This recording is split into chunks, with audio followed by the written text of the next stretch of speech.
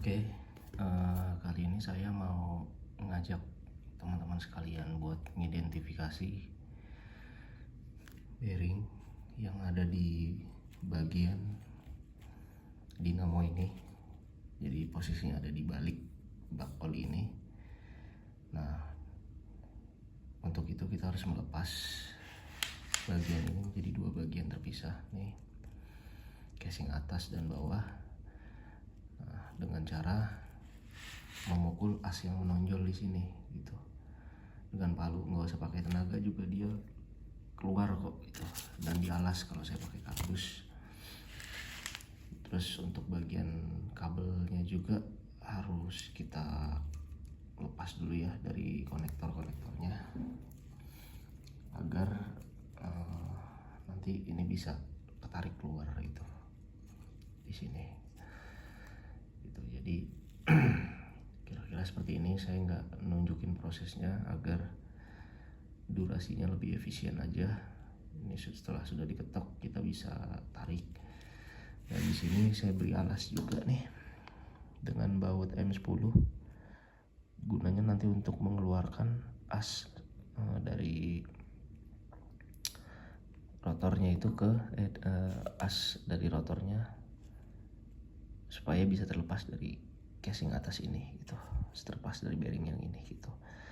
Dan ini bearingnya sudah bisa teridentifikasi yang ada di sini, yang di bawah truss bearing tipenya 6302 ya. Namun sebelum kita bisa melihat ini, kita harus melepas dulu nih base dari truss bearingnya dengan menggunakan kunci L ukuran 6 atau bisa pakai kunci sok ukuran 6 nih.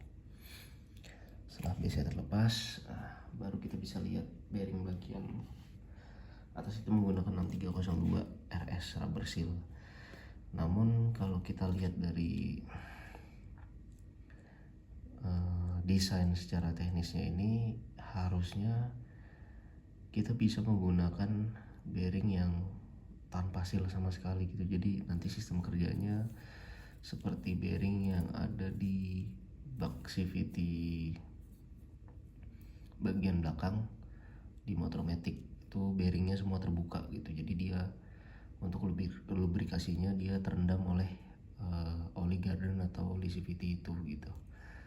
Nah, nanti mungkin saya akan coba ya, jadi separuh bagian rubber seal ini saya lepas gitu, yang sebelah sananya enggak, untuk ngebantu oil sealnya juga untuk jaga oli supaya enggak tembus ke ruang sebelahnya gitu. Karena menggunakan rubber seal juga sebenarnya nggak efektif juga ya, karena oli pasti rembes masuk ke dalam sini gitu, sedikit demi sedikit gitu. Jadi mending kita banjiri aja sekalian gitu untuk lubrikasinya gitu. Jadi kita nggak perlu mengandalkan grease yang ada di dalam bearing itu sendiri gitu. Nah, ini kita coba copot ya. Ini kita coba copot.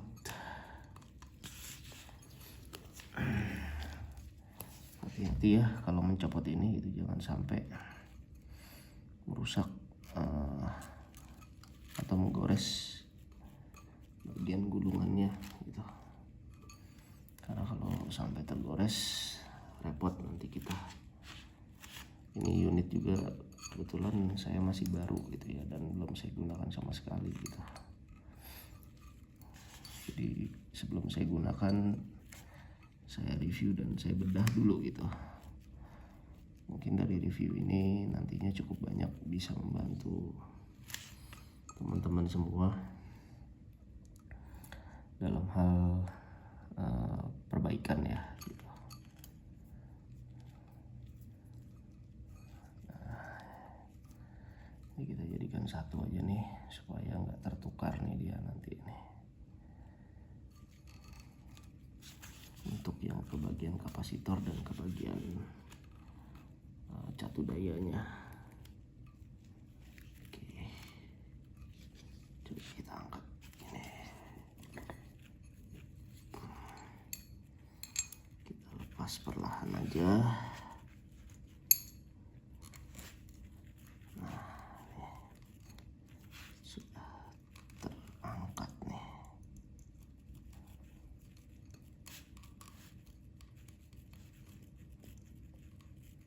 Oke, hati-hati ya, melepas bagian ini agar tidak merusak bagian gulungan dari dinamonya ini, dari statornya nih. Jadi bagian yang tidak bergerak ini ya disebutnya stator ya. Oke, ini udah kita copot. Sekarang yang ini yang ke bagian kapasitor. Nah, sudah terlihat ya, nih seperti ini. Oke, ini bisa kita identifikasi juga nih, dia menggunakan tipe 6202 gitu. 6202 dengan apa namanya 6202 tutup besi gitu. Ini menggunakan tutup besi karena sini mungkin areanya nggak bersinggungan dengan fluida ya gitu. Jadi menggunakan tutup besi dia di sini. Oke. Nah, untuk kita bisa mengetahui ukuran oil seal yang digunakan di dalam sini, kita harus melepas ini dulu nih.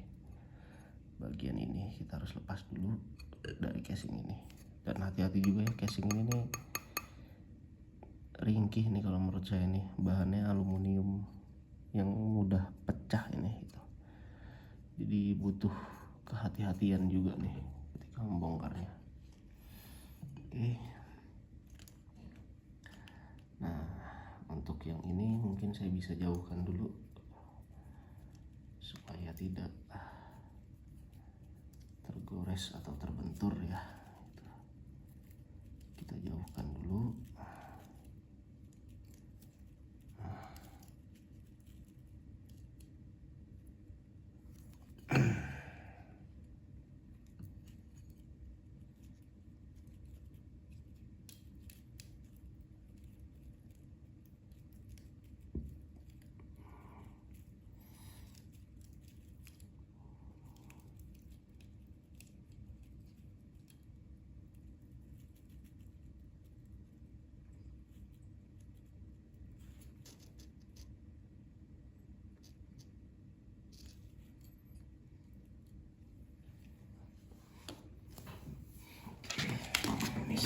Dari sini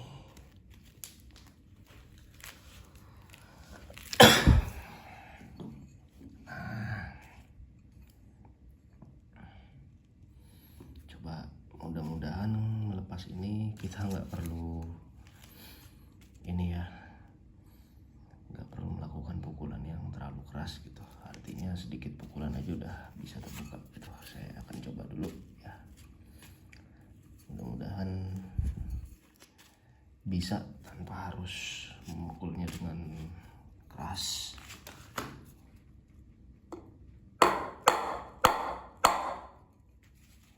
Coba turun atau enggak nih. Sepertinya sih agak susah sih memang nih. Jadi harus diganjal dengan batu kiri.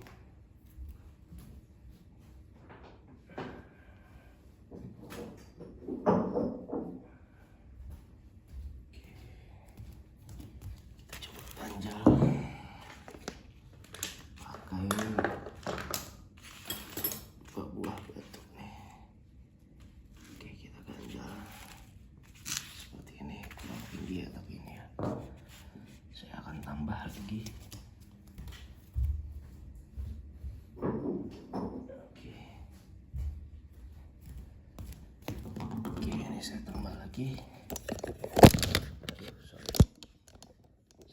Sorry, tersenggol.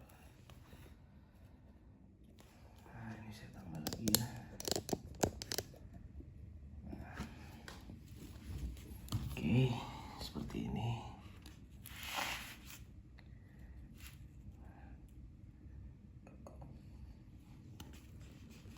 Kita posisikan supaya dia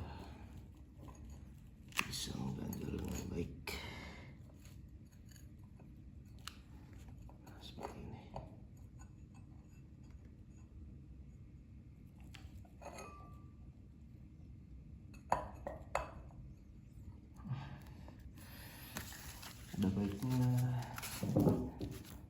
demikian, tapi ini mungkin kita alasi pakai kardus aja kali ya, untuk meminimalisir casingnya rusak karena tertindih oleh batu. Oke, seperti ini. Oke, kita bisa ganjal seperti ini. Nah, kemudian untuk menghindari asnya ini rusak, untuk menghindari as yang ini rusak gitu, selain kita ganjel dengan baut tadi, mungkin kita bisa pakai ini ya, pakai kardus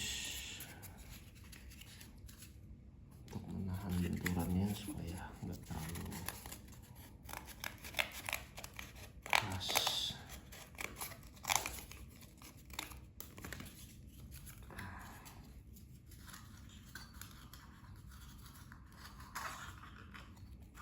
Nah, seperti ini mungkin ya. Kita coba pukul.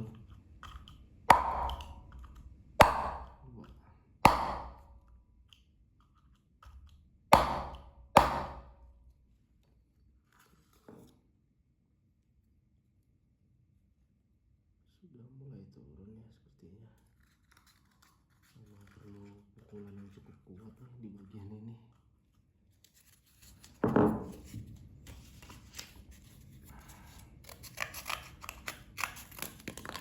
Ini posisinya udah malam juga nih sebenarnya, jadi saya sebenarnya menjaga supaya